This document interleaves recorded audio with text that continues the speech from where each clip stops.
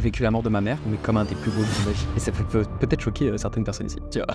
Je pense que ça peut choquer des gens, ouais. Pour moi, la spiritualité, en fait, c'est tout ce qui dépasse la pensée. Dans ma maison, disent que je sens qu'elle va me tuer quand je vais dire ça, et mon manager, tout le monde va me tuer. Il se lève, et tu vois, ces deux gars de là, putain, ils arrivent, et là je me dis, qu'est-ce qui va m'arriver? On est recruteur de talent, on travaille pour Sony, Universal. Ça fait depuis des années qu'on cherche ton profil, on veut te produire. T'es celui qu'on cherche depuis des années. Si ça, c'est pas un miracle, les amis, qu'est-ce que c'est? Ça fait longtemps à fixer un bâtiment, quoi.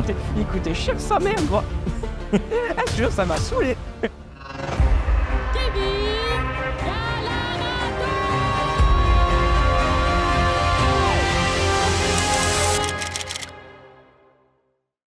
Yo, les amis, j'espère que vous allez bien. Bienvenue dans ce podcast, dans cet épisode. Je suis très heureux. Il va être impactant, puissant. Je suis avec le grand, l'unique, l'incroyable, le rigolo, le beau, ce que vous voulez.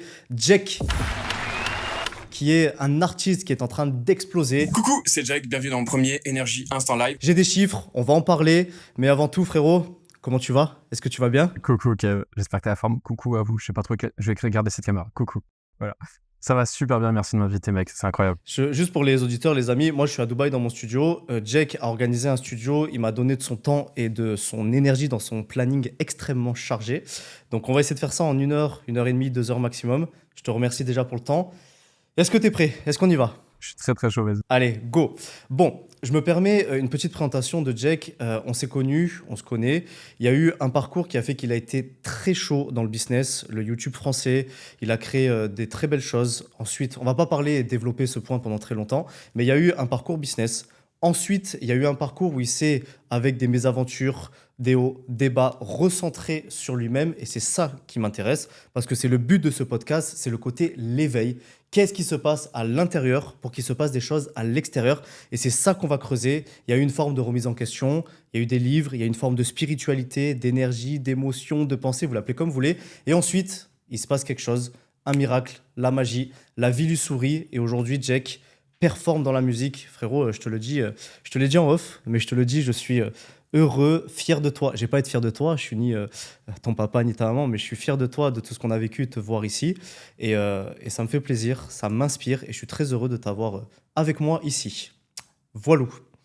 Est-ce que tu peux, Waouh. avant que je partage certaines choses, mais quand même te présenter, me dire toi où tu en es, ton parcours rapide, efficace, les chiffres que tu m'as partagés, je voulais les avoir sous les yeux, mais si tu veux les partager, n'hésite pas. Et ensuite, dans le flow, on y va et c'est parti. Go. Ok, alors pour les chiffres, je pense que tu les auras plus en tête que moi, vu que toi tu les as notés. Moi je les ai pas notés. Ok, Donc ça je te laisserai en parler toi. Et sinon pour la brève présentation, j'ai un parcours entrepreneurial, je vais quand même parler à la caméra au cas où, mais j'ai un parcours entrepreneurial juste avant d'être chanteur. C'est là où on s'est connus avec Kev, on était en partenariat sur quelques trucs et on était très amis. Ensuite, les choses ont fait qu'on a eu quelques mésaventures dans l'entrepreneuriat et on a chacun pris nos chemins. Toi, le tien est maintenant, et tu pourras en parler si ça te tente bien évidemment, et le mien qui a été plus dirigé vers la spiritualité et ensuite in fine sur la musique. Et maintenant, je suis juste un petit gars qui fait de son mieux pour s'amuser, quoi, et j'essaie de le retranscrire à un maximum dans la musique. Voilà. Et à savoir, et je le dis tout le temps, je suis toujours accompagné de quelques copains avec moi, et c'est important de le dire, parce que je sais qu'on va parler de la réussite musicale à hauteur de l'échelle où j'en suis, tout du moins. Mais derrière, et tu le sais très bien, il y a Alex Kell qui est ton ami d'enfance et qui est un très très bon ami à moi. Et aussi Noapté et Ness, et ça me paraît important de le dire, parce que vu qu'on va pas pouvoir en parler d'eux, je le place subtilement ici. Sans eux, j'aurais certainement pas fait de la musique et j'en serais certainement pas là où j'en suis. Voilà. Magnifique, trop bien. Bah écoute, les chiffres, je les ai sous les yeux. C'est inspirant. Quand tu me les as envoyés tout à l'heure, je me suis dit, ah oui, quand même, le concon, il est en train de vraiment exploser. C'est assez impressionnant. Les amis, rappelons, parce qu'il y a sûrement des personnes qui connaissent Jack, qui connaissent ses musiques, qui s'éclatent, qui sont allés au concert. Il y a peut-être des gens qui le connaissent pas, qui arrivent, ils se disent, mais c'est peut-être pourquoi on va parler de spiritualité, pourquoi un artiste, vous allez voir qu'absolument tout est lié.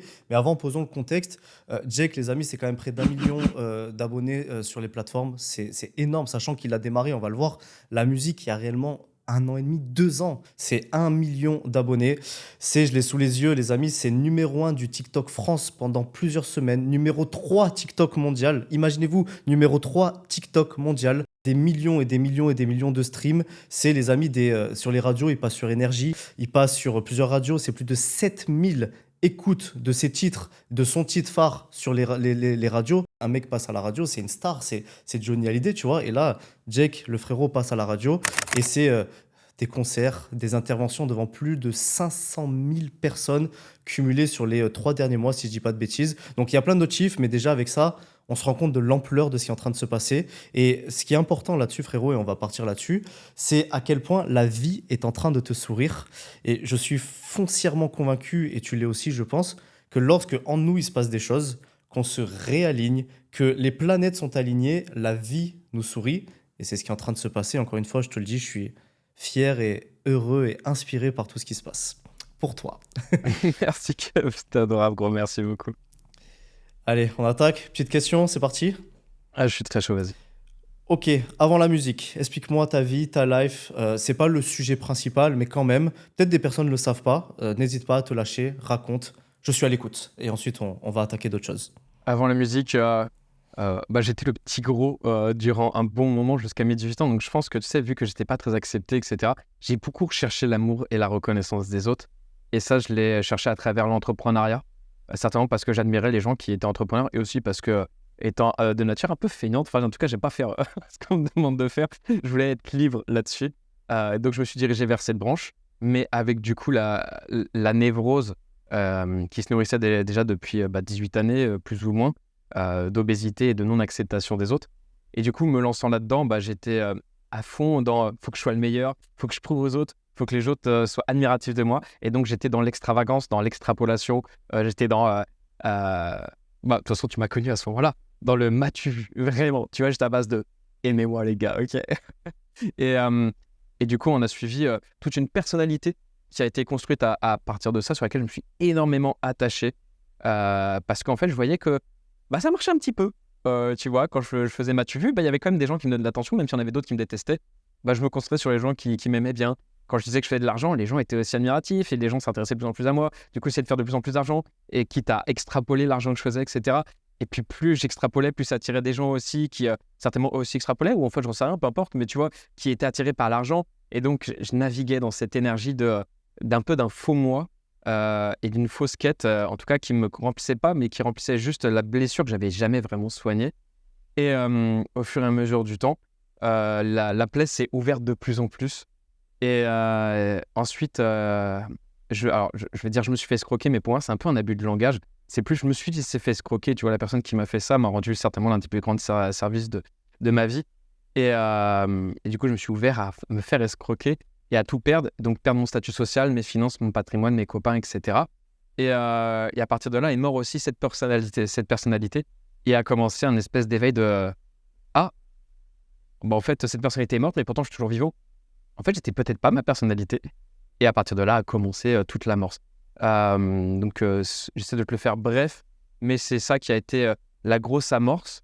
Et ensuite, ça a été 2 ans de spiritualité à fond où j'ai été, mes mecs, dans un cocon de bonheur où j'ai fait des trucs incroyables que je trouvais pharaoniques et que jamais j'aurais pu penser faire à l'époque où j'étais entrepreneur. Et ensuite, la musique est venue vraiment du plus grand des hasards. J'étais pas spécialement doué, je pense, mais j'étais très motivé. Et il y a quelqu'un qui a cru en moi. Et de ça, ensuite, c'est passé tout ce qui s'est passé. Après, la petite anecdote incroyable. Je tease les amis, restez absolument concentrés dans ce podcast. Je ne sais pas quand on va en parler, mais on va parler d'une anecdote qui est complètement folle. Vous allez voir littéralement, vous avez déjà peut-être entendu parler, la loi d'attraction, la vibration, l'énergie, demande et tu recevras, peu importe votre spiritualité, votre croyance. Des fois, il se passe des choses dans la vie. Et ce qui s'est passé pour Jake, et là où il en est, moi, c'est un peu de l'ordre du miracle, que j'appelle ça, le miracle de la vie, la beauté de la vie. Mais il y a une anecdote qui est assez folle, que du moins je trouve folle, donc restez focus. On va l'aborder, je sais pas quand, mais on va en parler. Alors, ça amène des questions, frérot, prépare-toi, parce qu'en plus je suis réellement curieux, parce que ça fait un moment qu'on n'a pas discuté, échangé profondément. C'est vrai, ouais. Donc il y a des questions, c'est pas juste pour le podcast, alors bien évidemment c'est pour les gens, mais il y a une part de curiosité en moi aussi. C'est pas le but de parler pendant longtemps de ton avant-vie, je vais l'appeler comme ça, mais quand tu étais dans cette forme, et si je te parle de ça, c'est parce que ça peut aider des gens, quand tu étais dans cette forme un peu de personnalité que tu te crées à toi, est-ce que, et vraiment le plus objectivement et honnêtement possible, est-ce que, alors certes, il y avait des blessures, je veux plaire, je veux être aimé, je veux être sur le devant de la scène ou que sais-je, mais est-ce que tu étais conscient de ça? Si oui, à combien de pourcents? à 0%, je suis pas conscient, à 100% et j'en joue et ça me fait plaisir et c'est OK? Ou est-ce que comment tu vivais ça intérieurement à ce moment-là? J'étais zéro conscient. Mais vraiment OK, 0%. Tu me demandes une graduation, c'est zéro. J'étais OK. même persuadé d'être sur la bonne voie. Vraiment aveuglé avec des œillères, tu vois. J'étais assez persuadé. Je pensais que c'était ça le bonheur. Et en fait, si je peux me permettre l'analogie, c'est comme quand tu crois aimer une femme et qu'en fin de compte, ça vient se terminer et que là, tu tombes fou amoureux d'une fille et tu vois, ça devient la bonne, etc. Tu pensais aimer avant la fille précédente, mais en fait, tu redécouvres l'amour. Est-ce que c'est vraiment quand tu l'as vécu à travers une autre expérience? Là, je te dirais, dans l'analogie, c'est plus ou moins la même chose. Je pensais être heureux et en fin de compte, là, quand je vis la vie que je mène maintenant, mec, ça me paraît insensé, carrément. Mais je l'ai vécu. Mais Hmm. ça me paraît insensé ce que j'ai vécu. Voilà, voilà. Et je pense que beaucoup de gens sont même dans ce cas de Hmm. figure. Mais j'étais totalement aveuglé. Vraiment. Pas du tout conscient. Et qu'est-ce que tu avais et qu'est-ce que tu faisais qui n'était pas réellement toi, qui était désaligné? En être et en avoir? En fait, dans l'être, c'est simple. Je faisais tout ce que les autres voulaient de moi en me persuadant moi-même que c'est ce que je voulais de moi-même. Voilà. C'est-à-dire que j'avais construit une personnalité sur laquelle qui pouvait plaire aux autres. Donc en fait, tous les stimuli extérieurs qui me montraient ça plaît, soit comme ça, je le devenais. Donc en fait, Hmm. tout était lié à des stimuli extérieurs. Voilà. Donc que ce soit dans l'être ou dans le faire, c'était l'extérieur qui allait guider ce que j'allais faire. Parce que c'était tout le temps afférent aux autres. Tout le temps, tout le temps, tout le temps. Ok, magnifique. Je comprends. Et je comprends d'autant plus que je t'ai connu et on a vécu beaucoup de choses ensemble. Et je me permettrai jamais, frérot, hein, de juger ou de. On n'en a pas absolument pas, mais c'est vrai qu'à ce moment-là, on ressentait de toi quelqu'un de fort, de puissant, de charismatique. T'as toujours eu cette puissance en toi et tu l'avais, et t'arrivais à fédérer les gens, à rassembler, à faire rire. T'étais un clown absolu, t'étais bon dans le J'ai business. gardé ça, je crois. Mais mais il y avait comme une note qui sonnait faux, Ouais. que certaines personnes pouvaient percevoir et que moi j'avais réussi à percevoir un petit peu, on en avait discuté. Et des fois, et le but, les amis, de cet échange, c'est que vous vous reconnaissiez en ça. Est-ce que vous avez quelque chose qui sonne faux en vous lorsque vous agissez, lorsque vous êtes, lorsque vous faites, lorsque vous passez à l'action, ou est-ce que tout est 100% juste, ou est-ce qu'il y a ne serait-ce qu'une note qui sonne faux? Peut-être la creuser, peut-être aller au bout des choses. Et toi, tu avais cette petite note qui pouvait sonner faux, tu le ressentais. Avec l'introspection, tu l'as identifié. Je peux rebondir quand même, s'il te Bien plaît? sûr, bien sûr. Ouais. Euh, Tu parles de ça et tu dis peut-être que vous avez ça. Un truc, moi, qui m'a permis de le repérer, c'est pour ça que je me permets de rebondir, c'est que j'avais peur. Et en Mhm. fait, très souvent, je me rappelle, parce qu'on a fait une coloc, toi et moi. Enfin, on a fait une coloc. J'ai vécu chez toi. T'es totalement gracieux, merci pour ça. En plus, c'est un très beau logement. Mec, nickel. Je vous jure, franchement, Galarato Industrie, incroyable. Si vous voulez prendre 4 mois sabbatiques, etc. Ah, on s'est beaucoup apporté. Tu m'as beaucoup apporté, bon, en ce moment, hein, je précise. Merci beaucoup. Toi, tu m'as vraiment changé la vie sur le coup. Mais je me rappelle que tous les soirs, quand je me couchais dans la chambre d'amis, j'avais peur. J'avais tout le temps peur que demain, tu ne m'aimes plus, ou que la bande de copains ne m'aime plus, ou que les gens qui me suivaient ne m'aiment plus. J'avais peur, dès que je sortais un truc, que ça ne plaise pas. Je regardais vraiment de façon très précautionneuse les statistiques, etc. J'avais peur de manquer d'argent. Je n'étais pas du tout dans l'abondance. Même si je gagnais de l'argent, et bien plus qu'il n'en fallait, tu vois, pour vivre convenablement, Mm, mm, j'étais dans la peur, aussitôt tenté que dans le résultat, j'étais obligé même de mentir sur mes chiffres pour me sentir moins apeuré, tu vois, d'essayer de me convaincre moi-même. Mais je me rappelle que j'avais peur, tout. Pour l'argent, pour les mm, copains, pour l'aspect social, pour l'amour, pour tout, j'avais peur. Vraiment, je me rappelle le soir, j'avais des pensées anxieuses. Et je pense que ça, mm. pour vous là qui écoutez, là, pour vous, je pense que ça peut être un bon symbole, un beau panneau indicateur de peut-être que je suis pas vraiment aligné. Parce que selon moi, et j'insiste, je suis pas omniscient, je suis rien ni personne, vous voyez, mais dans ce que je vis en tout cas, et là je me sens vraiment heureux, s'il y a bien un truc sur lequel j'ai posé une certaine certitude, c'est quand même je suis très heureux dans ma vie, euh, c'est que j'ai pas de stress, j'ai pas de peur, quoi que ce soit. Voilà, et ça a été un gros panneau indicateur, style, oula, je suis anxieux, j'ai peur, truc qui va pas. Voilà. Parfait. La parenthèse qui vient clôturer ce chapitre magnifiquement. Je pourrais t'en parler des heures de ça parce qu'il y a beaucoup de leçons, mais le but c'est qu'on parle de ce qui se passe maintenant et de comment tu as fait cette transition. Je pars du principe que, pour qu'on ait on soit aligné là-dessus, qu'il y a plusieurs chapitres. Donc ça, on va dire, c'était le chapitre avant. Ensuite, pour moi, dans ma tête, dans ton histoire, il y a le chapitre un peu, tu sais, remise en question, on se pose des questions, on sait pas trop, etc. Ça, c'est un autre chapitre. Tu as l'autre chapitre de ces fameuses 2 ans de vraiment spiritualité, méditation, etc. Donc c'est un deuxième. Et après, tu as le chapitre, ça se lance, la musique. Donc là, j'aimerais qu'on parle du deuxième chapitre, celui où tu te remets en question, où tu prends conscience de ça avant de passer par ta phase de spiritualité et tout. Je t'écoute. Donc, ce que tu veux savoir, c'est quel a été le mouvement initiateur du coup de tout ça? Mouvement initiateur, comment t'en as pris conscience, qu'est-ce que tu as fait, quel est le travail que tu as fait sur toi avant de passer à cette phase de spiritualité, etc. Ok, je vais certainement être un peu exhaustif, n'hésite pas à me recentrer si tu sens que je me perds. Lâche-toi. Ok, non, alors en vrai, le mouvement initiateur, je pense que tu as été le moteur du truc. Comme je te l'avais dit, on a eu un appel quand j'ai subi l'escroquerie. Et à ce moment-là, mes copains, dont toi, avaient pris la décision de dire gars, je pense que c'est plus trop pertinent qu'on se fréquente parce qu'on n'est plus trop aligné à ce que t'es devenu, etc. Et cet appel, j'ai insisté pour qu'on l'ait parce que je comprenais plus trop pourquoi les gens partaient, etc. Et je me rappelle que tu as été, je trouve, à ce moment-là, vraiment d'un amour inconditionnel parce que tu voulais plus entendre parler de moi. Tu savais les choses que j'avais fait qui n'étaient pas du tout alignées à ce que toi tu es, à tes valeurs profondes, etc. Et tu as quand même pris le temps de m'appeler, d'accepter de m'appeler pour me dire écoute, gars, c'est certainement la dernière fois que j'étais au tel, mais je vais te dire les choses en symbole d'amitié. Et tu m'as dit les choses, en fait. Et ces choses, c'était un peu toutes les peurs que j'avais cachées que tu m'as remis, hop là, tiens, regarde, c'est là. Et surtout, j'ai pas senti de. Et ça a été très important si les gens veulent faire, tu vois, dire des choses qui les pèsent au fond d'eux envers quelqu'un ou qui pensent être pertinent pour l'autre, à savoir, c'est que tu me l'as pas dit en mode je te condamne. Tu me l'as pas dit en mode je te jette la pierre. Tu me l'as dit à base de gars, je suis pas grand chose, j'ai pas à t'apprendre la notion de bien ou de mal, ça c'était propre à toi-même, etc. Et j'ai trouvé ça très intelligent que tu me l'aies dit et très dans l'émotion, tu vois, dans la compassion. Bien que tu as été très ferme, mais tu m'as dit ça, voilà, je suis pas aligné, je pense que si tu continues, ça va te faire ça, etc.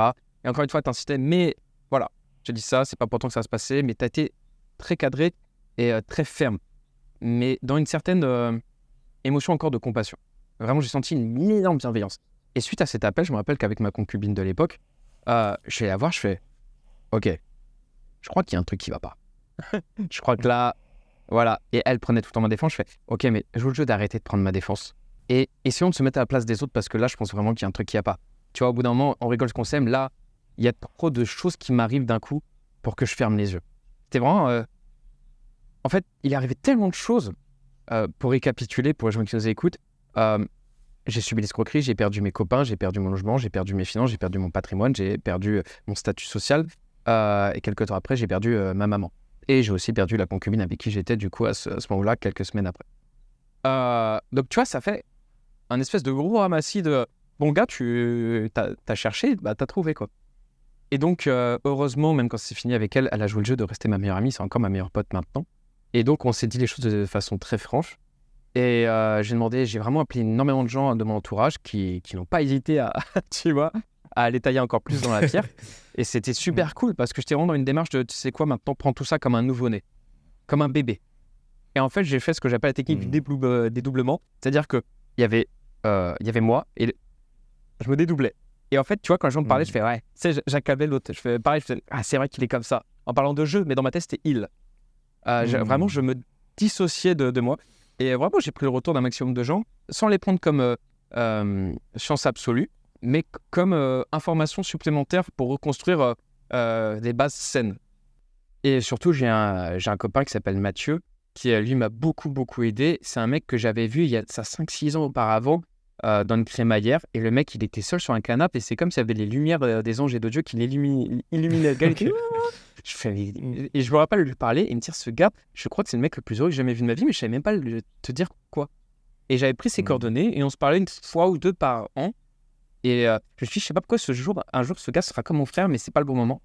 Et quand il m'est arrivé tout ça, je l'ai appelé et je fais, gars, je crois que c'est le bon moment. Tu vois, je lui ai dit, c'est très bizarre ce que je vais te dire, mais j'ai toujours vu en toi quelqu'un de très heureux. T'as l'air d'être le mec le plus heureux au monde.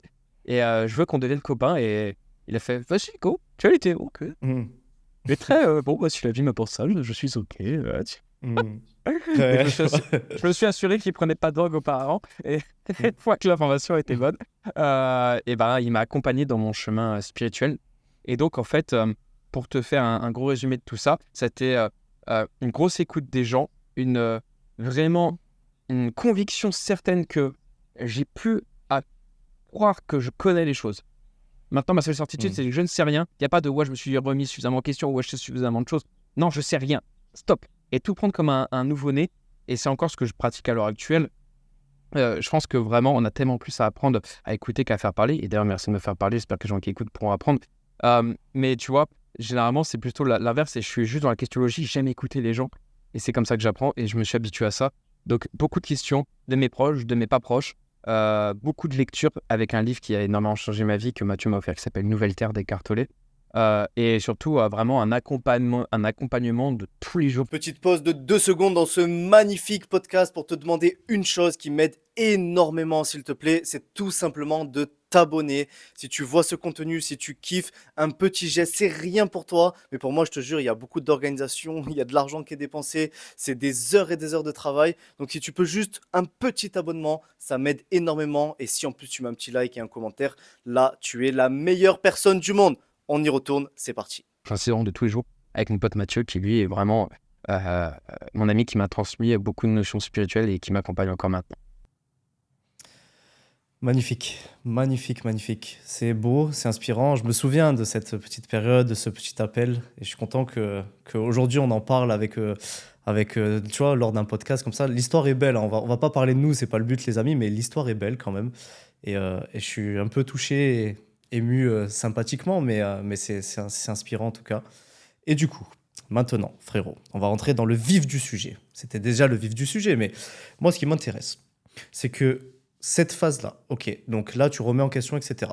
Qu'est-ce que tu fais extérieurement? Parce que je me doute que tu dois continuer quand même à vivre, à être un peu dans le business. À ce moment-là, rappelons-le, les amis, Jack n'est pas dans la musique. Il fait pas tout ça. Il aime la musique, il aime la guitare, il aime chanter, il chante bien, mais c'est pas un business, c'est pas tout ça. Donc il a toujours quand même, je pense que tu as toujours ton identité un petit peu de businessman ou pas, mais il faut que tu vis, il faut que tu fasses des choses.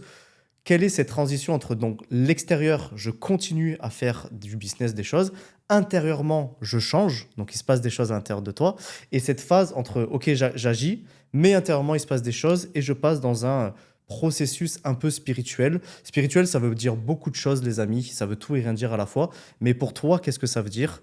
Qu'est-ce que tu as fait?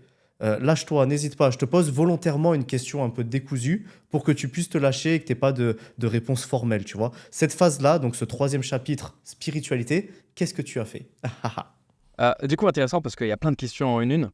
Du coup, avant même de continuer, je vais peut-être te définir moi ma notion de spiritualité parce qu'on utilise des mots, mais on n'a peut-être pas la même compréhension du sens derrière. Hmm. Pour moi, la spiritualité, en fait, c'est tout ce qui dépasse la pensée. C'est quand tu te mets au-dessus de la pensée, c'est tout ce qui ne touche pas à la matière. Voilà. Et l'art de la spiritualité, pour moi, c'est l'art de s'élever au-delà de sa pensée, de ses pensées. Donc voilà. La pensée, je vais dire tout ce qui est sa personnalité, son ego, donc la représentation mentale de qui on est, et les pensées extérieures, c'est-à-dire tout ce qu'on entend dans notre petite tête. Voilà, pour moi, la spiritualité, c'est tout ce qui est au-dessus de tout ça. Et je te mets ma notion, comme ça, au moins, ça peut C'est être cool. génial. C'est Voilà. génial. Et en fait, cette petite amorce, donc il y a eu ce travail, comme tu disais, que j'ai fait, qui a été amorcé par notre appel, etc. etc. Mais mine de rien, à ce moment-là, j'étais fauché. J'étais même endetté. Donc il fallait quand même que je refasse des sous, parce que sinon, le Jack, il était à la rue, tu vois. Donc déjà, il y a mes ex-beaux-parents à l'époque qui m'ont accueilli, et grand merci à eux. J'en suis très, très reconnaissant. Ils m'ont permis d'avoir un logement et Internet pour pouvoir me reconstruire. Et en fait, assez rapidement, j'ai pu me reconstruire. C'est-à-dire que ce que j'ai perdu et ce que je devais, j'ai réussi à le faire x2 ou x3. J'ai plus trop les chiffres en tête. Mais assez rapidement, en l'espace de quelques mois. Et j'avais réussi à faire des chiffres que j'avais jamais réussi à faire auparavant. Donc en fait, à ce moment-là, j'aurais dû me dire, d'un sens logique, waouh, trop chaud. Et hop là. Ouais, j'ai tapé mon gars. Et bah, pas du tout. J'ai senti un vide, mais un vide colossal. Et je me suis dit, j'ai pris aucun plaisir à le faire. J'étais dans l'ennui le plus total. Je suis pas heureux. Là, j'ai de l'argent, c'est cool, mais en vrai, ça me remplit pas du tout. Et j'étais là à base de... Waouh. Nul. C'est base de... En fait, c'est pas ce que je veux faire, vraiment. Et donc, j'ai reconfirmé dans l'expérience, dans les faits que bah, c'est pas ce que j'aime. Et c'était cool parce que je l'avais fait avec un autre paradigme.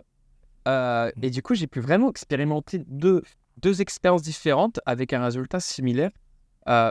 Et du coup, j'étais vraiment persuadé que là, ok, c'est pas du tout ce que je veux faire. Donc ça a été le petit ok, nice. Du coup, je me suis juste concentré à partir de là, ne plus chercher à avoir une course à la grosse quéquette. De toute façon, vu la taille de la mienne, j'ai déjà perdu d'avance. Mais il y a place. J'aime bien passer ce genre de truc, tu le sais. Putain. Tu le gardes ça. Ah oui, bien sûr, obligé. Mais en gros, j'ai arrêté cette quête de je veux avoir plus d'argent, etc., vu que ça ne me nourrissait pas. Je me suis juste dit, tiens, ce que je vais faire, c'est maintenant juste assurer des revenus quotidiens. Donc, j'ai fait en sorte de faire travailler mon argent et me créer des rentes pour me sentir suffisamment à l'aise pour pouvoir vivre convenablement et fin. Donc, vraiment vivre en toute humilité, mais avec un luxe de temps incroyable. Et c'est ce que j'ai fait. Ça m'a fallu quelques mois et c'est bon, c'était bon, tu vois. Et à partir de là, j'étais dans une quête spirituelle. Et en fait, ça m'a laissé tellement de temps pour cette quête spirituelle. Parce que tout ça s'est passé plus ou moins en même temps. Et là, grosse quête spirituelle, c'était que de la spiritualité, etc. Ça est une recherche de s'aligner avec mon moi. Mais du coup, rechercher c'est qui, moi, déjà, qu'est-ce que je suis vraiment, etc. Pour à la fin revenir à la conclusion de qu'est-ce que je m'en fous de ce qui je suis. En fait. Vraiment, c'est juste à base de... En vrai, si tu considères qu'il n'y a pas de vérité absolue, en vrai, OSF, c'est quoi si je suis un papillon de lumière, je suis un papillon de lumière, vas-y, je m'en fous. Si je suis un arbre, je suis un arbre. Tu vois, j'accordais plus trop d'importance à ça. Je fais, en fait, c'est quoi, vie heureux, mon gars. Enfin, et voilà, en fait, grosse recherche spirituelle. Et ensuite est venue la musique, mais ça, je suppose qu'on en parlera dans le prochain chapitre. Et qu'est-ce que tu as fait exactement? Que ça soit, je sais pas moi, méditation, tu lis. Vraiment, imagine qu'une personne est complètement non initiée à la méditation, la visualisation, à se poser. Tu sais, il y a des gens, frérot, mais il y a des gens, ils n'arrivent pas à se poser, à fermer les yeux et à ne pas être sur TikTok et ne pas penser. L'idée de ne pas penser les stress, tu vois. Donc, imaginons qu'en face de toi, tu as des personnes qui ne sont absolument pas initiées, et je pense qu'il y en a dans ton public, donc c'est intéressant aussi. Qu'est-ce que tu as fait concrètement et comment tu peux les aider là-dessus? Déjà, j'ai trouvé une sorte de méditation qui, moi, m'allait. Parce que méditation, on imagine, tu sais, le mec avec les jambes croisées comme ça qui fait voilà. Moi, ma méditation, ça passait par le foot, ça passait par la musique, ça pouvait passer par les jeux vidéo, ça pouvait passer par promener mon chien en bord de mer, ça pouvait passer à faire de l'apnée dans la piscine. Il y avait plein de trucs, en fait, tu vois. Et ça peut aussi passer par des méditations sur la douleur, comme l'équipe la douleur. Genre de trucs, en fait, j'ai testé plein de trucs, tu vois. Il y en a certaines qui ne me correspondaient pas et d'autres qui me correspondaient. Mais en fait, le sens que moi j'ai trouvé à la méditation, en fait, c'est juste revenir au moment présent. C'est-à-dire que tu ne réfléchis plus. Et pour savoir si on ne réfléchit plus, c'est très simple. Si vos problèmes du quotidien vous hantent dans votre tête, toutes vos peurs et côté anxieux, bah, si quand vous faites quelque chose, ça disparaît, félicitations. Selon moi, vous avez trouvé un moyen de méditer. Voilà. Parce qu'en fait, vous vivez le moment présent. Et pour moi, la méditation, c'est juste ça, c'est se concentrer sur ce qu'on fait là tout de suite maintenant, ou se tenter qu'on n'est même plus identifié à notre corps physique, à notre représentation mentale de qui on est, et juste on est dans le flow du moment.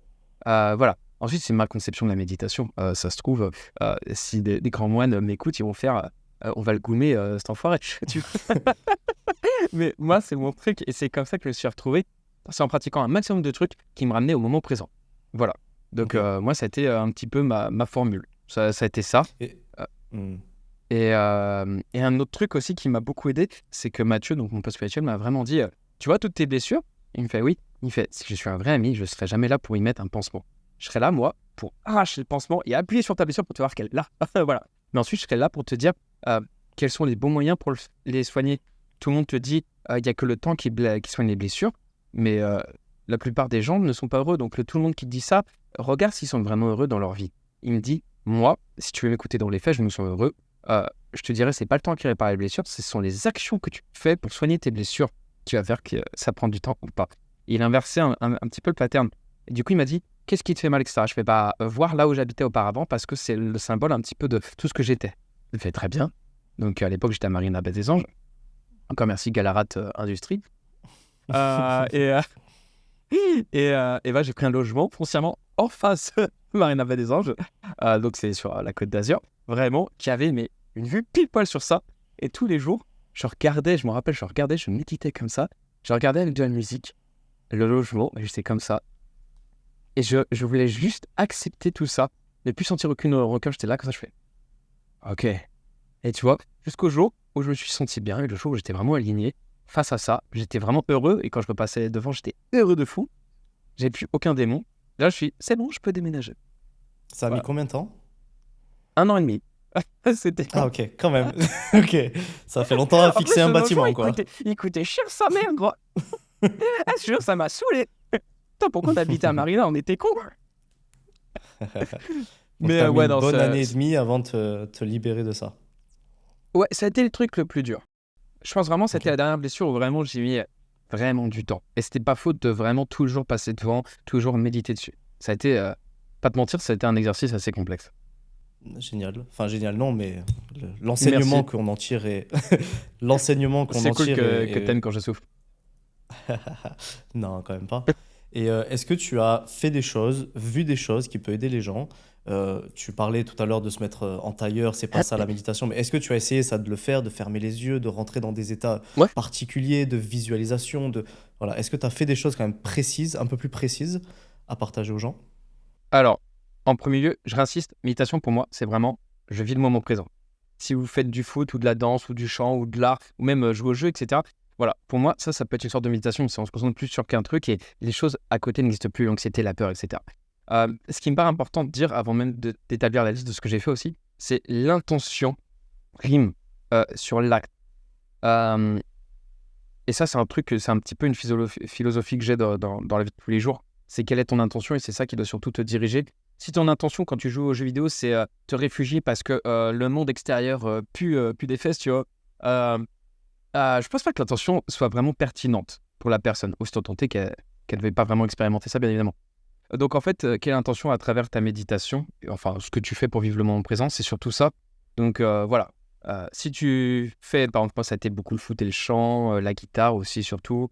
Euh, Si tout ça est dans l'intention de vraiment vivre le moment et ensuite quand tu as fini de te dire ah c'est incroyable, tu vois, si wow, mais vraiment le feu, ça je trouve ça trop lourd. Si par contre quand tu as arrêté tu te dis ah c'est dommage, j'ai tellement besoin de ça, tu vois, c'est dommage que ça s'arrête, etc. Tu sens limite une espèce de dépense à ça. euh, c'est qu'en fait, je pense pas que ce soit si pertinent pour vraiment se déidentifier de son ego et vraiment faire de la méditation à proprement parler et sentir les bienfaits. Donc ça, c'était la première phase qui me paraît importante de rappeler. Et la deuxième, moi, c'était foot, beaucoup de guitare, le chant, même si je chantais au combien mal auparavant. Bon, sans dire que je chante super bien non plus aux autres, mais bon. Il y a eu beaucoup de Photoshop, j'adorais faire de la photo, du Photoshop, la réalisation vidéo. Comme tu le sais, parce que toi aussi t'en as fait, je crois, mais de la magie. Je m'étais remis à la manipulation de cartes, etc., de pièces et tout. La natation, j'adore faire de l'apnée. Va savoir pourquoi, je sais pas, mais c'est un truc qui me fait kiffer. J'ai fait des randos. Il y a quoi d'autre? Là, je te parle vraiment des trucs que j'ai plus fait. Écouter les gens.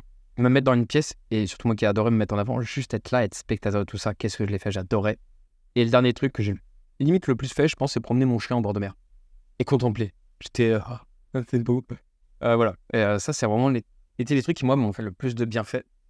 Et dans la méditation, on va dire plus traditionnelle, celle sur la douleur, j'aimais bien.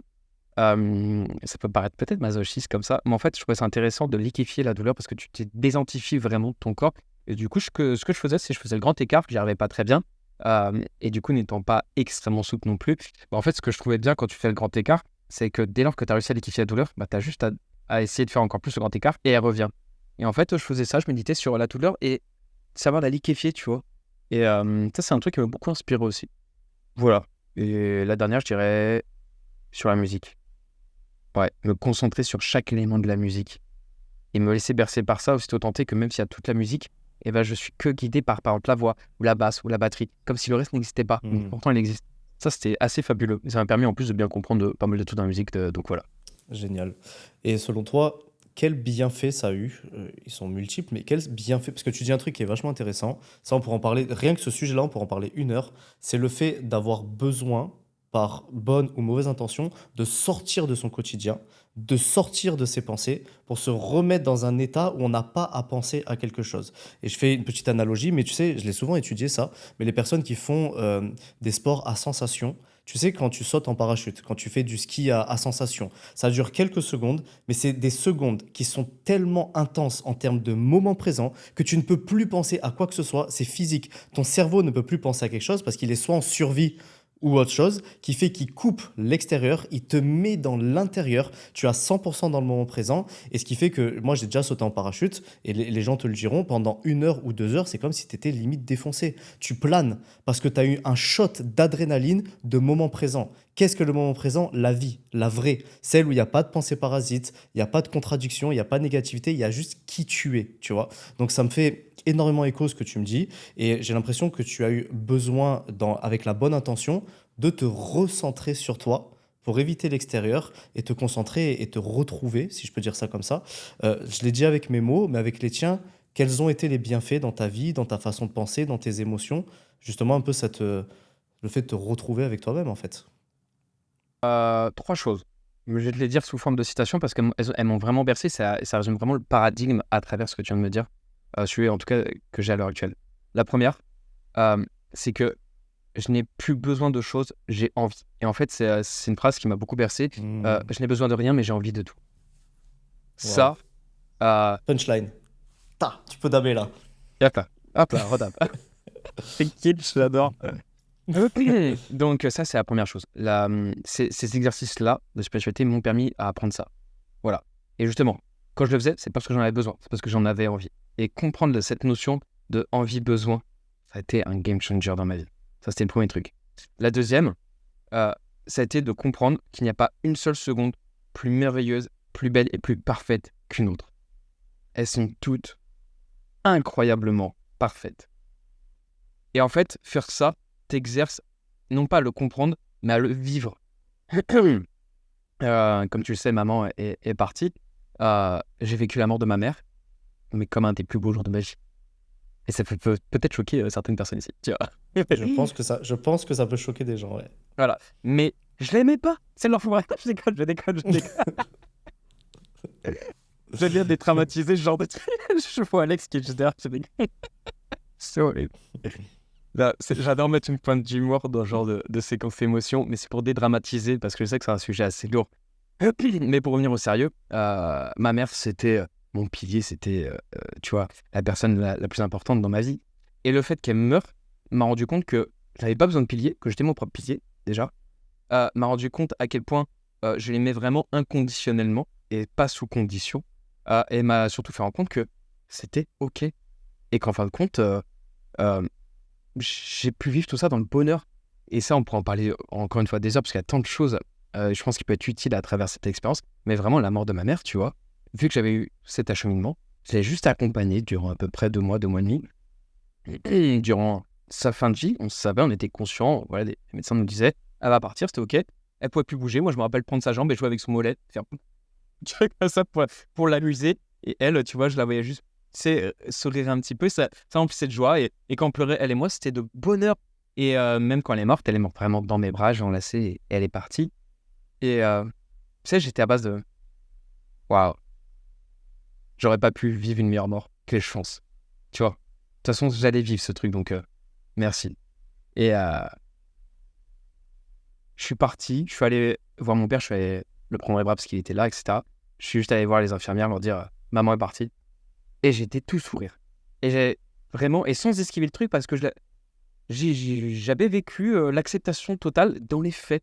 Et toi, tout ça m'a permis de tout ça. De vraiment se dire, il n'y a pas une seule seconde belle qu'une autre.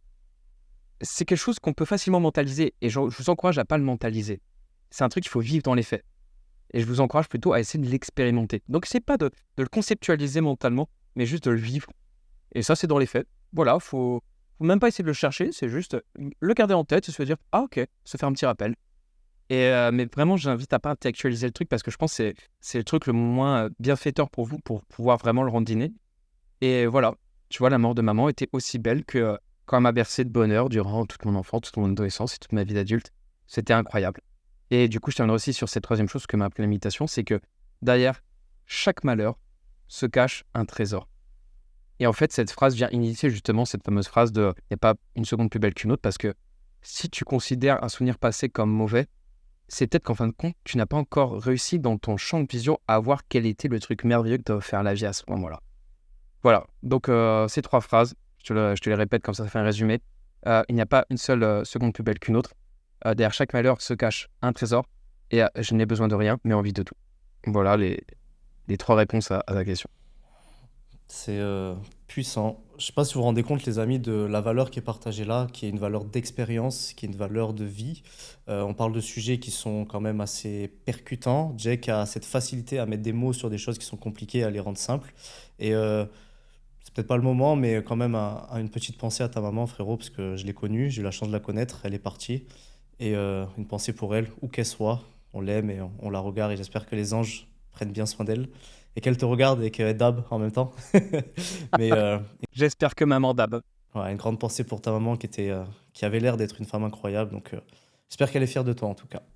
Merci. Et ceci nous amène sur autre chose qui est maintenant donc cette phase, encore une fois, on pourra en parler des heures, hein, se recentrer sur toi, etc. S'il devait y avoir une leçon, donc là tu as partagé vraiment des tips magnifiques, mais imaginons que tu passes par cette phase, parce que là on va aller dans l'autre chapitre maintenant, tu passes par cette phase, tu en sors, tu en es fini, cette phase elle est accomplie, le nouveau Jack, quelle est la leçon qu'il en tire, quelle est cette nouvelle personne en termes de pensée, d'émotion, d'action, comment est-ce qu'il est en sortant de cette phase? En sortant de cette phase, je me suis promis à moi-même de ne plus m'identifier à quoi que ce soit, à ne plus devoir me définir. C'est pour ça, quand tu m'as dit présente-toi tout à l'heure, je suis bon, petit gars qui fait de son mieux, qui essaie de s'amuser. Enfin, tu vois, je suis pas chanteur, je suis pas si. En fait, c'est aussi simple que ça. Et en fait, ça a été ma première réalisation, ça, du nouveau moi. Euh, et puis, en fait, tout ce que j'en ai ressorti là-dedans, c'est juste de l'amusement. C'est-à-dire que là, vraiment, le seul truc qui m'intéresse, c'est à quel point je peux être un petit soleil tous les jours, rayonner et essayer de faire de mon mieux pour faire rayonner les autres. Ça, vraiment, c'est tout. Est-ce qu'en un mot ou plusieurs, mais est-ce que le lâcher prise, parce qu'il y a une forme énorme de lâcher prise envers les attentes, envers la vie, envers les blocages de il faut que je fasse ci, il faut que je fasse ça, la pression, ce lâcher prise te parle, ce mot? C'est ce que tu as ressenti? Ouais. Bah, en fait, lâcher prise, pour moi, je l'accorde à l'acceptation. Voilà. Ok. Et d'ailleurs, c'est marrant parce que tous mes copains proches le savent. Je leur dis à chaque fois, si vous me voyez dans un mauvais mood ou si vous me voyez, je sais pas, être dans l'ego, j'y ouais, fais-toi plaisir. Et Mm. d'ailleurs, c'est le premier truc, Alex est juste derrière, il le sait, il pourra témoigner s'il veut juste après. Quand on est venu à se reparler avec Alex, donc, qui est ton ami d'enfance, euh, et avec qui il avait suivi également ton chemin, etc. à l'époque, et ensuite il est revenu pour qu'on fasse de la musique ensemble. Le premier truc que je lui ai dit, c'est si tu me revois faire quelque chose d'avant et que je le fais pas en toute conscience ou que je suis pas dans l'acceptation, si tu vois que j'ai un petit coup de down, n'hésite pas à m'aider à m'éveiller. Et pour m'éveiller, une petite gifle Mira. Je fais vraiment, t'as mon accord, fais-toi un kiff. Voilà. Heureusement, t'as pas eu à me gifler. Tu m'as juste mis des fessées, mais ça, c'était dans d'autres délires, on n'en parlera pas aujourd'hui. Et ça...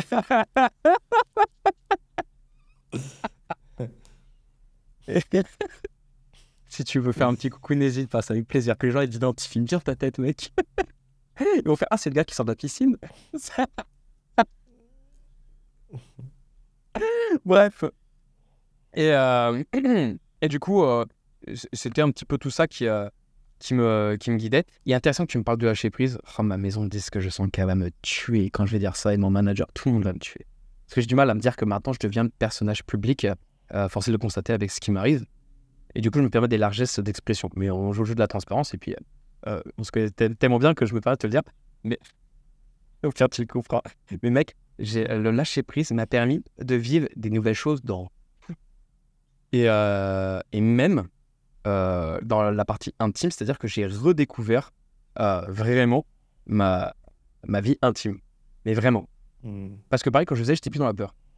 Et gars, c'est Mm. insane. J'ai redécouvert ça. Vraiment. Voilà. Je le dis avec des mots polis comme ça. Ma chef de Ah ouais, j'ai projet ou compris. manager vont me dire ça va, tu t'en es sorti. Mais ouais. Mm. Et ça, en fait, dans tout. Et c'est marrant. Dans la voix aussi, je l'ai senti. Dans ma façon de chanter, dans ma façon d'entreprendre, dans ma façon d'aborder les gens. Tout a changé. Mais vraiment, quand je dis tout, c'est hallucinant. Quand t'es OK, tout change. Magnifique. Génial. Trop, trop, trop puissant. Eh ben écoute, on va passer sur le nouveau chapitre, qui est le chapitre de la musique. Qu'est-ce qui s'est passé ensuite? Tu t'es concentré sur la musique. Est-ce que c'est venu à toi? Est-ce que tu es allé le chercher?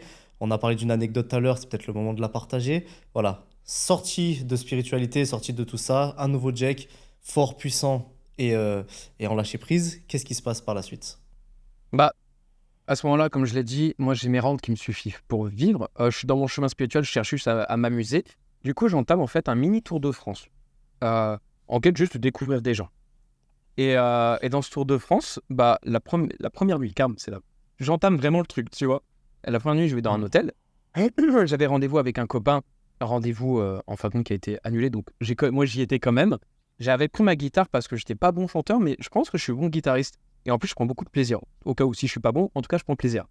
Et du coup, je T'as jouais. toujours été très bon à la guitare, hein. T'as toujours été très bon, C'est gentil, merci beaucoup. Et bah, du coup, je m'amusais à être très bon, du coup, à la guitare. Et en fait, je jouais dans le hall parce qu'il y avait une superbe réverb dans le hall et c'était un hôtel où il y avait personne, vraiment. Il y avait 2-3 gugus dans les chambres qui étaient au fond, ils ne pouvaient pas entendre. Du coup, je profite de la réverb, je demande dans le hall, tu vois, à l'accueil, est-ce que je peux faire un peu de guitare? Il me fait, bah écoutez, demandez aux personnes qui sont à côté. Il y avait 2 personnes au bar, tu vois, avec qui j'avais même un petit peu parlé dans la soirée. Ils me disent, mais oui, si ça ne dérange pas, allez-y. Que je prends ma guitare, je me pose et je joue. Et je vois les 2 gars qui me regardent, qui sont en train de boire un verre. Avec qui, en plus, j'avais un petit peu sympathisé avant. Je leur ai pas demandé qui ils étaient, etc. Moi, j'ai un peu parlé avec eux. Et donc, je joue et je chantonne. Je chantonne à moitié bien, mais on va dire que c'est potable. Le jeu de guitare embellit beaucoup la voix, tu vois. Et la reverb aussi. Mhm. Et je fais mon truc et je vois les 2 qui font ça, tu vois. Et je me dis, bon, c'est quoi, je fais une musique, pas d'eux. Je crois que ça les fait chier. Donc, je ferme ma musique, voilà.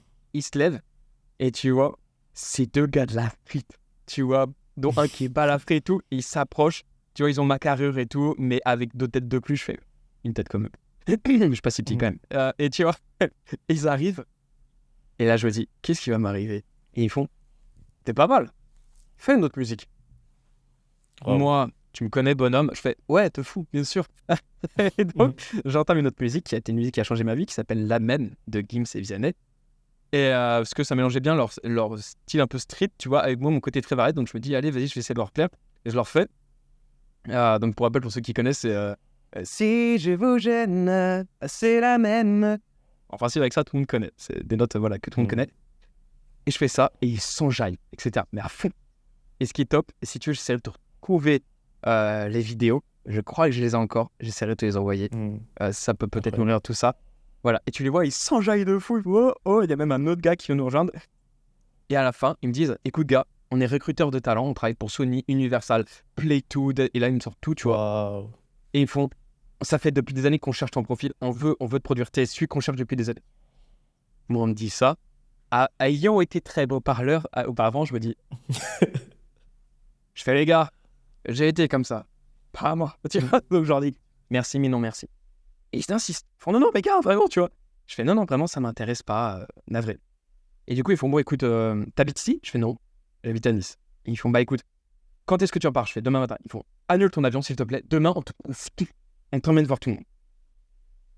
Je fais ouais, tu sais quoi, allez, vas-y. Mais je suis quand même très sur la retenue. Je fais bon, allez. Et j'annule. Et le lendemain, ils m'amènent voir un artiste qui s'appelle Cephas. Qui est assez connu, qui nous a représenté à l'Eurovision, qui a été single d'or, je crois, dans pas mal de trucs, qui est passé sur Énergie, enfin bref, quelqu'un qui a quand même une belle autorité. Et tu vois, il m'explique qui ils sont, etc. Je fais ok, mais je me dis peut-être qu'il est dans le coup. Et là, il m'emmène voir Danny Sainté, qui est un des plus grands compositeurs de France. Voilà, mais vraiment, il fait partie du très haut panier. Les gens se battent durant des années pour essayer de faire de la musique avec lui, et là, il m'accueille comme ça, parce que ils me connaissent. Et là, je me dis, ah ok, et là, dans la première fois, je suis dans un studio d'enregistrement, en vrai, je vois des singles d'or, des platines et tout de partout. Je vois Danny Sainté que je connaissais, comme ça, très grand nom. Et tu vois, là, je fais, ok, je crois qu'ils disent vrai. Et du coup, après ça, je leur dis, bon, les gars, vous voulez quoi? Ils me disent, bah, on va être tes producteurs, etc.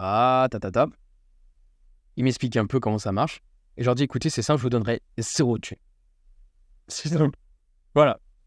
Je vous donnerai 0 thune. Parce que j'avais peur qu'ils m'arnaquent et tout. Ils me font, ok, de toute façon, on gagne de l'argent, qu'est-ce que t'en gagnes? Donc il y a ce deal. Je fais ok. Sur les 2, il y en a un avec qui je vibre énormément. L'autre un petit peu moins, mais personne très sympathique au demeurant. Mais voilà, je n'ai pas la vibration adéquate. Et donc je préfère continuer le chemin avec l'autre personne. De toute façon, il faut que je fasse un choix. Et depuis, c'est devenu mon manager. C'est grâce à lui notamment grâce à lui en tout cas, que tout est arrivé. Et maintenant, bah, hallucinant. J'étais un des artistes les plus joués sur Énergie. J'ai joué devant des centaines de milliers de personnes. Comme tu dis, j'étais numéro 1 en France durant des semaines, numéro 2 ou 3 mondial, je crois. Le clip de l'avant-dernière musique est l'un des clips encore les plus joués actuellement en France. Et ça fait 6 mois. C'est hallucinant. Et tout ça, c'est vraiment, c'est pas pour démériter, mais c'est vraiment en partie aussi, surtout grâce à lui. Donc voilà. Incroyable. Waouh, incroyable. Tu vois, j'ai commencé le podcast en utilisant un mot qui est le mot miracle. Et je rebondis là-dessus parce que, les amis, je sais comment c'est. Je suis un gros consommateur de YouTube, je regarde des vidéos. Peut-être vous voyez des vidéos, vous en voyez 10 par jour, mais vous ne vous rendez pas compte des fois de la puissance de certains mots, la puissance de certaines histoires. Là, ce qu'on est en train de partager avec Jake, les amis, je vous garantis que le mot miracle, pour moi, dans ma bouche, ce qui veut dire, ça, c'est un miracle de la vie. C'est une personne qui, de par sa reconnexion à lui-même, de par il s'est recentré, après, on va pas en parler, ça a duré des heures, mais c'est son centrage, sa vibration, ses émotions ont agi quelque part dans l'univers, dans la vie. Il y a eu des synchronicités, vous l'avez vu. Le mec, pourquoi est-ce que le mec décide d'aller dans cet hôtel? Imaginez le nombre de circonstances. Il va dans cet hôtel, il aurait pu aller dans un autre, il aurait pu y aller à une autre date, à une autre heure. Pourquoi en même temps le manager, il a tel endroit, à tel moment? Lui aussi, il suffisait qu'il loupe, qu'il boive un café de trop et qu'il loupe son taxi ou j'en sais rien. Il se retrouve au même endroit, au même moment. Si ça, c'est pas un miracle, les amis, qu'est-ce que c'est? On est tous les jours témoins de miracles. Ça, c'est un miracle. Ça, c'est une manifestation de la vie. C'est la preuve, les amis, que lorsqu'on reprend contrôle de ses pensées, de ses émotions, il se passe des choses. Donc cette synchronicité, moi, je la juge de miracle. Et ensuite, tout ce qui s'est passé, eh bien, c'est le flot naturel, c'est le courant de la vie, c'est l'alignement des planètes, comme on l'appelle. Et je trouve ça absolument incroyable. C'est pour ça que ça me tenait à cœur, frérot, de faire ce podcast avec toi. C'est pour ça. C'est pour cette leçon que tu nous apprends à tous et que la vie nous apprend, tu vois. Donc, j'ai une question à te poser par rapport à ça avant qu'on passe à la suite, mais pour moi, c'est important parce que ça me permet de comprendre certaines choses. On va dire le mois qui précède cette rencontre avec ton manager, donc on va dire les 30 jours. En termes de pensée, d'émotion intérieure, comment est-ce que tu étais? Je vais préciser ma question. Est-ce que tu étais toujours dans ce lâcher prise? Est-ce que tu avais des pensées d'envie d'ailleurs, d'envie de différent? Est-ce que tu avais émis l'intention de rencontrer quelqu'un? Si oui, comment est-ce que tu l'avais émis? Bref, dans les 30 jours qui ont précédé, comment étaient tes pensées, tes émotions? Cette question que tu me poses, je me rappelle te voir la poser à plusieurs personnes, notamment à Paga, si tu te rappelles. Oui. Je rappelle que tu as posé la même chose quand ensuite, un mois avant qu'il arrivait tout ce qui arrivait avec la télé-réalité et le succès qu'il a eu. Dans quel état de pensée il était? Je me rappelle que tu avais posé cette question, j'avais trouvé ô combien pertinente. Et je me retrouve maintenant dans le statut où c'est à moi que tu la poses et je trouve ça incroyable. Donc merci pour ça. Mais aussi pour les gens qui nous écoutent, cette quête de compréhension qu'a Kev, c'est depuis, ce que je te dis là, mec, ça doit être d'il y a peut-être 3-4 ans. Et bien avant même. Et c'est marrant parce que tu as toujours c'est la même formule de question que ça. À quel point tu es dans cette réflexion, je trouve ça très fort. Bref, c'était le petit aparté, mais je te le balance, mais je trouve ça très fort, donc bravo. Et c'est intéressant ce que tu me dis parce qu'à cette époque, j'étais, comme je t'ai dit, j'étais vraiment heureux et j'étais à base de qu'est-ce que je peux faire. Et en fait, mon but, c'était transmettre du soleil, tu vois, des ondes positives. Et j'avais créé une chaîne YouTube à cette époque que tu as dû voir passer très rapidement, où je racontais juste des histoires qui m'étaient racontées et la finalité que j'avais eue, sous un format très mainstream, donc très YouTube français à l'heure actuelle, comme Fait Squeezie, Mastu, etc. C'est la pub, et oui, c'est encore moi, je te le redis, je sais, je te vois là, tu m'entends, abonne-toi, etc. Mais tu t'abonnes pas. Abonne-toi, frérot, serette, ça aide la chaîne, on va faire des trucs de fou, je te promets. Un petit abonnement, ça change rien à ta life, et pourtant, ça m'aide beaucoup. Allez, on reprend. Et donc j'étais dans ce projet, j'étais pas du tout dans la musique. Je faisais juste ça. Par contre, je faisais que de parler à mon entourage. Qu'est-ce que je peux faire pour apporter à mon prochain? C'est quoi? J'ai juste envie de faire ça maintenant, rayonner et pouvoir faire. Internet est un super bon moyen pour le faire. Donc voilà, j'avais créé cette chaîne YouTube où je racontais des histoires. Et ça prenait pas. Et pourtant, je trouvais que c'était cool ce que je faisais, mais ça prenait pas du tout. Et marrant parce que j'ai sorti que 3 vidéos.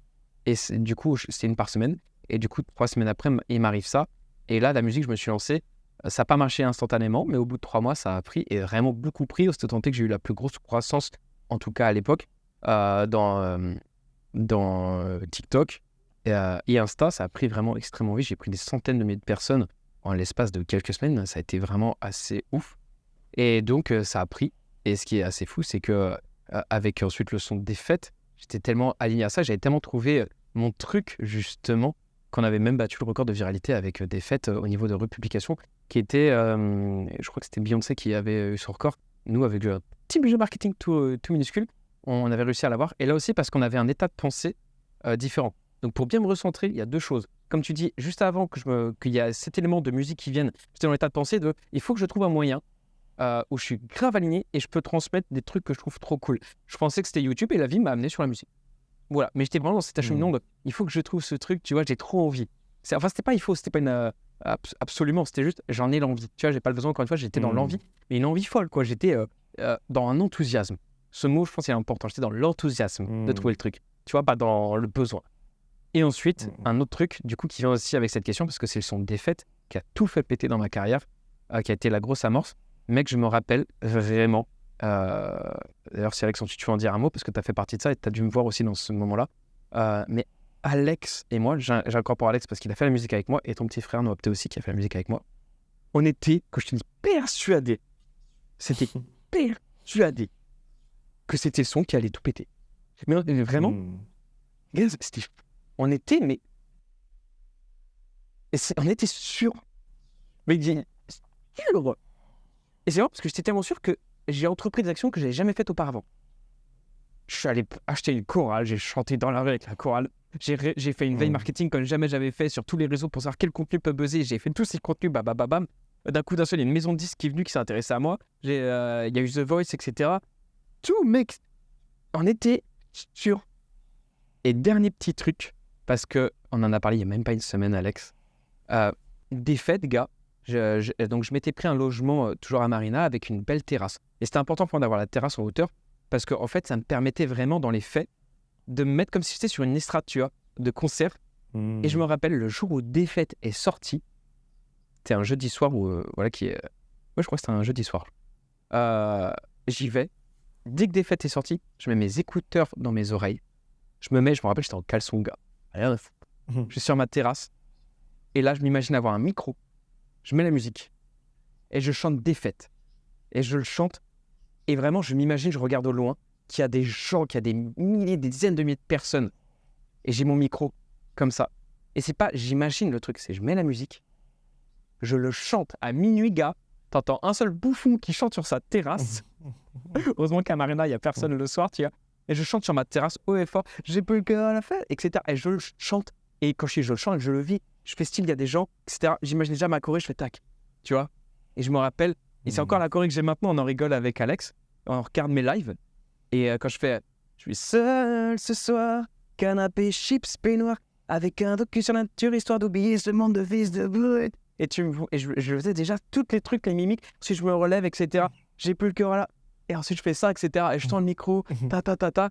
Et gars, là, on a vu une compile de tous mes lives. Je fais tout le temps la même chose, que ce soit en télé, que ce soit en concert, etc. Et j'en ai fait des lives, tu vois. Je sais pas, peut-être entre 30 et 50, tu vois, des grosses scènes de minimum 5000 personnes jusqu'à. Le max, c'était Béziers, 44 000 personnes, je crois. C'est ça. Donc, tu vois, de 5000 personnes à 44 000 personnes. Même c'est pas les mêmes configurations, même choré, etc.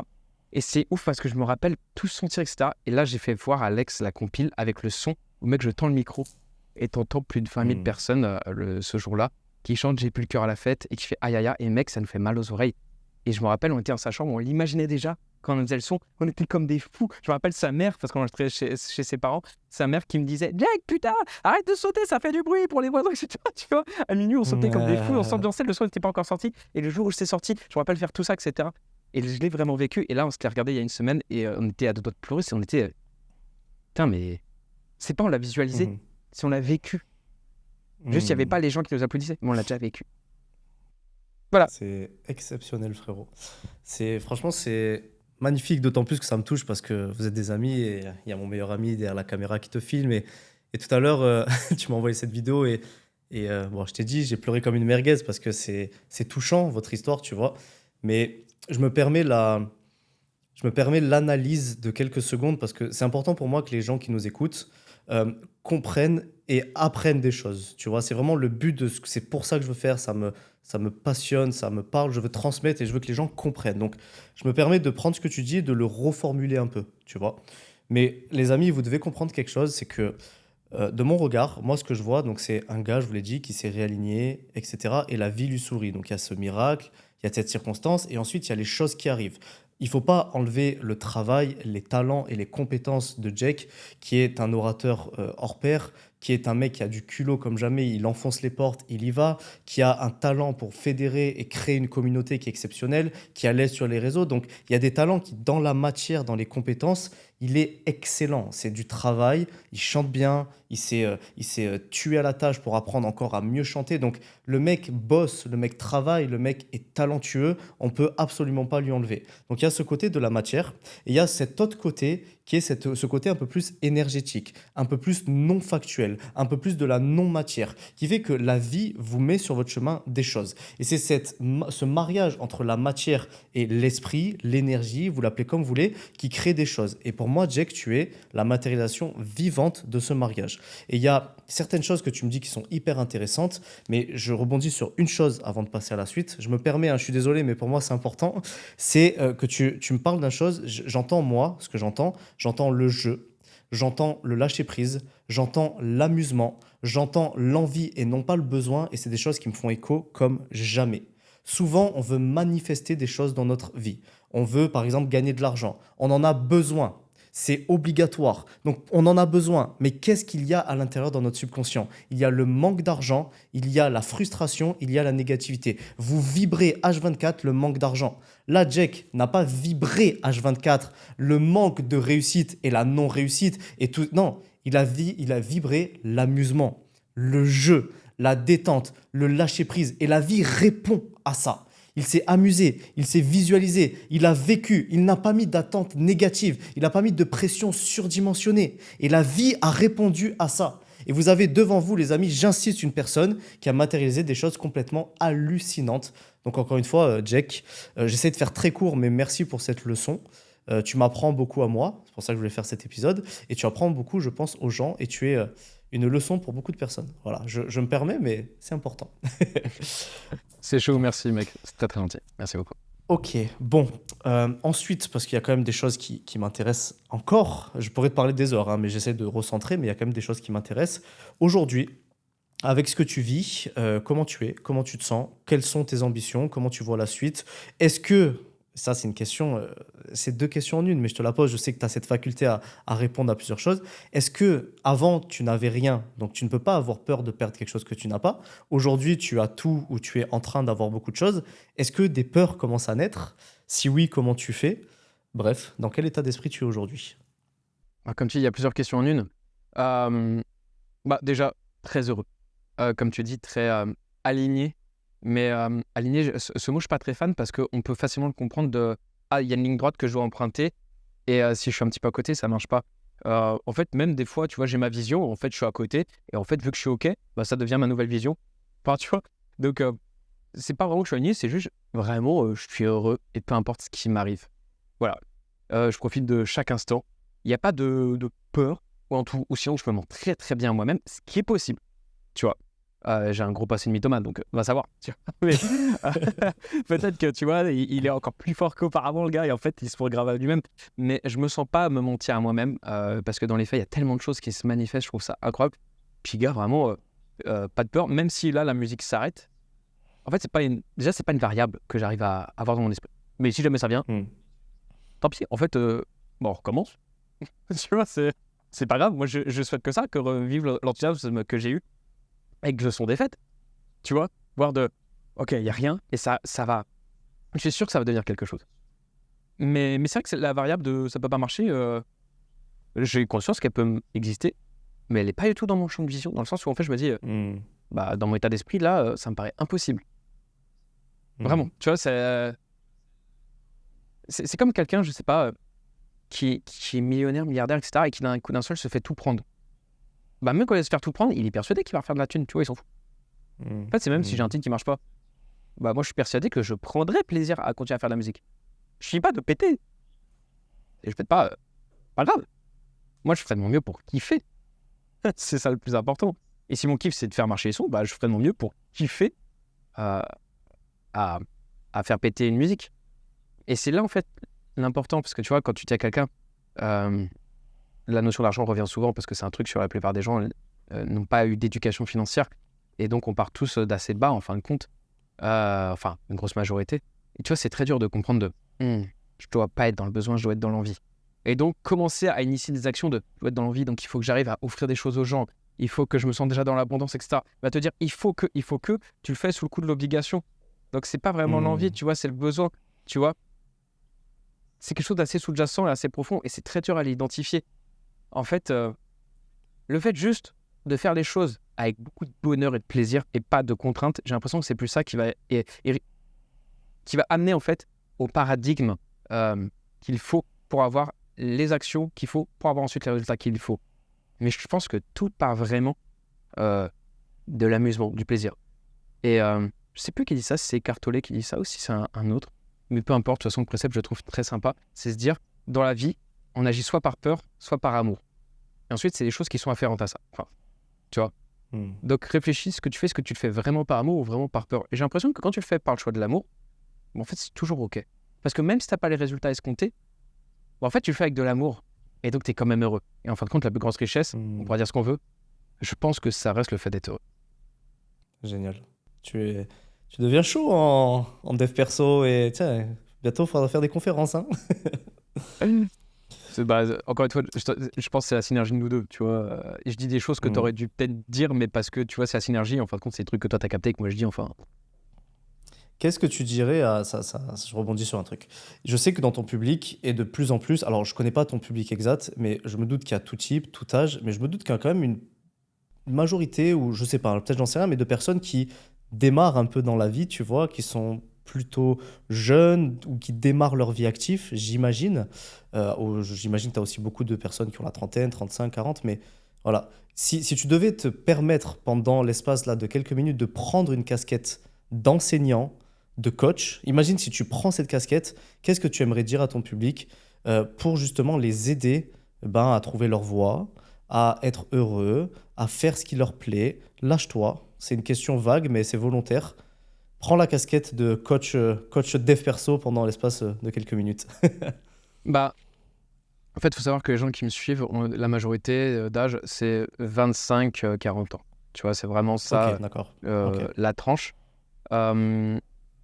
Et en fait, ce serait assez compliqué de parler pour tout le monde parce qu'avec les mêmes mots, un enfant de 7 ans ne va pas prendre la même chose qu'un adulte de 25, etc. Et encore, en fonction de ta vision de vie, c'est différent. Du coup, en fait, je ne suis pas prof et prendre la casquette de prof, ce serait peut-être m'accorder un statut que je n'ai pas à avoir en fonction des personnes. Les gens ne veulent pas forcément m'avoir en tant que prof. Donc, c'est plus un conseil de copain que j'aimerais vous donner. Voilà. C'est juste, prenez quelqu'un qui, je pense, a une vie que vous désirez. Vraiment. Ça me paraît être un gros béaba. Si c'est pas moi, c'est full OK. Peut-être que ma vie correspond pas du tout à vous, vos envies et tout. Mais juste prenez vraiment la vie de quelqu'un qui vous fait kiffer. Vous vous dites, ah ça, ouais, j'ai bien envie de devenir comme lui. Essayez de vous rapprocher de cette personne ou de gens qui lui ressemblent et allez écouter les conseils de ces gens parce qu'ils sont bien plus à même à vous rendre heureux que moi je le serais. En fin de compte, ma version moi de mon bonheur n'était pas correspondante à la vôtre, quoi. Donc voilà, juste le meilleur conseil que je puisse vous dire, c'est entourez-vous de la personne qui vraiment vous inspire le plus dans son bonheur, dans sa façon d'être, etc. Et elle sera bien plus à même à vous conseiller que moi, je pense. Voilà. Ah là là, quelle réponse remplie d'humilité. Mais c'est une très bonne réponse et écoutez mes sons. Je l'accepte avec... Très important. Vous voulez de la joie, vous voulez de l'amusement, écoutez de la musique, écoutez les sons. C'est quoi un peu les projets à venir avant de finir ce magnifique échange? Où est-ce que tu veux aller? Est-ce qu'il y a des choses? Est-ce qu'il y a des exclus? Quelle est ta vision? Quelle est ton ambition? Peut-être que là, on va filmer quelque chose, petite parenthèse, mais imagine là un rêve, un truc qui va être filmé, que tu accompliras dans 1 an, 2 ans et on pourra ressortir cette vidéo. Si tu t'y autorises, c'est quoi les projets là? Ce que j'ai jamais vraiment dit, du coup, au moins, ce sera vraiment une exclusivité et ça fait plaisir de le partager avec toi. C'est une espèce de boucle bouclée. Mais ce qui a initié la musique, et je te l'ai dit depuis le début, si on se remémore tout ça, c'est l'envie de partager des choses qui m'ont fait du bien pour que les gens aient du bien aussi. Voilà. Et du coup, face à ça,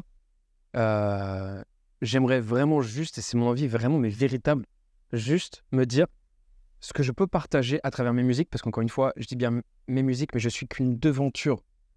Faut pas oublier que derrière Jack, il y a moi, je suis un interprète, co-compositeur, ce que vous voulez, etc. Mais il y a Alex Kell qui est juste derrière, justement, qui lui fait également avec moi des instrus, des top lines, des paroles, etc.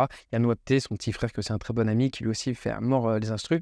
Et souvent Ness, qui est un très bon ami à nous. Donc moi, je ne suis qu'une devanture, un porte-parole, en fin de compte, du travail qu'on fait à 4.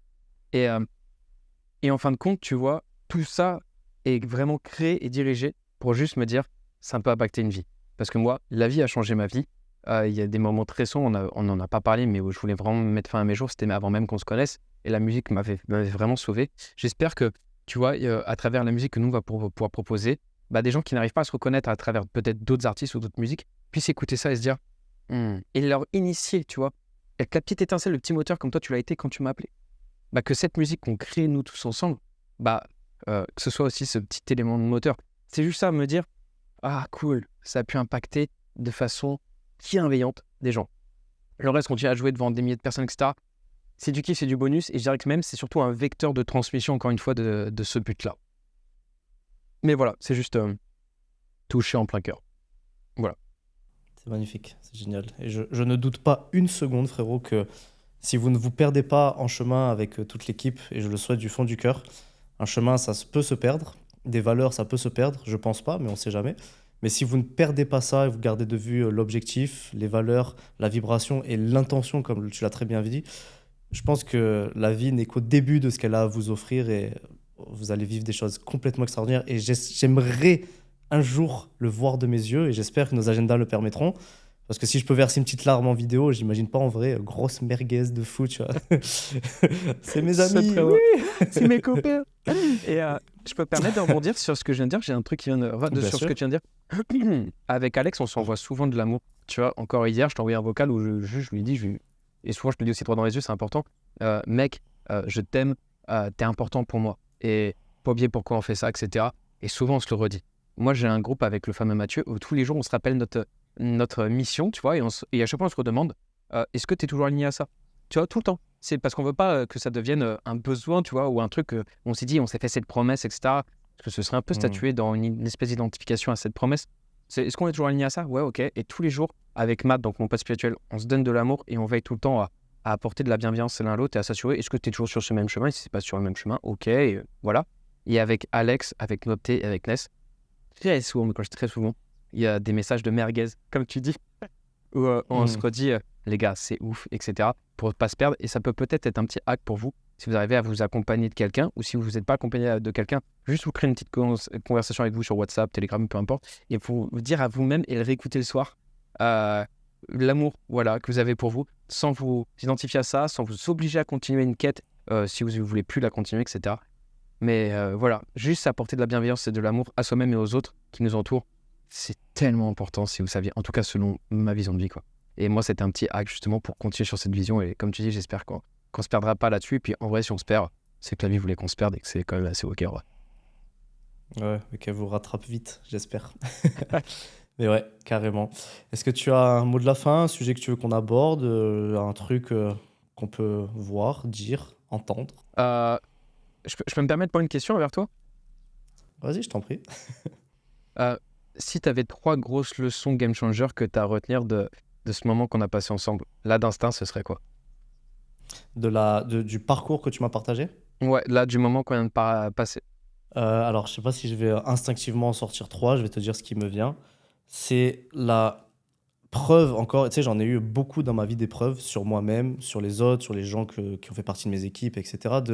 D'à quel point la vie est forte et bien faite.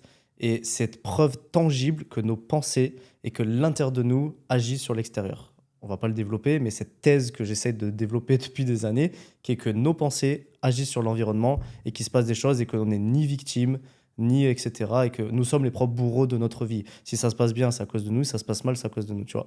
Et cette preuve-là, avec toi, frérot, c'est l'une des plus grosses preuves, avec mon regard à moi, que j'ai vu, je pense, de toute ma vie, tu vois.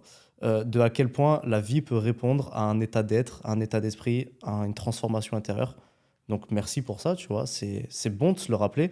On peut croire en quelque chose, on peut être croyant, on peut avoir la foi, mais on dit que le rappel profite aux croyants et on a tous besoin d'un rappel. Et tu es pour moi un rappel très puissant, tu vois.